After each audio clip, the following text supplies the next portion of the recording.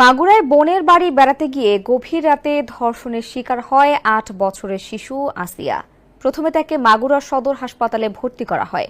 পরে অবস্থার অবনতি দেখা গেলে বৃহস্পতিবার রাতে অচেতন অবস্থায় তাকে ঢাকা মেডিকেল কলেজ হাসপাতালে ভর্তি করা হয়।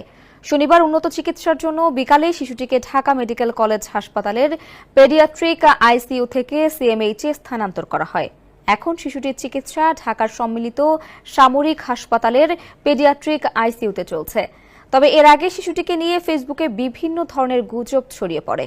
এমনকি তার মৃত্যুর খবর জানিয়ে অনেকে শোক প্রকাশ করে স্ট্যাটাসও দেন সামাজিক যোগাযোগ মাধ্যম ফেসবুকে।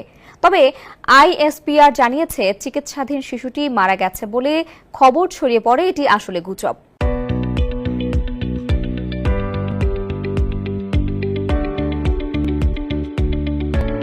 রোববার দিবাগত রাত ১টার দিকে আইএসপিআর থেকে খুদে বার্তা পাঠিয়ে এ তথ্য জানানো হয়। বর্তমানে শিশুটির চিকিৎসা চলছে বলেও জানায় আইএসপিআর। তবে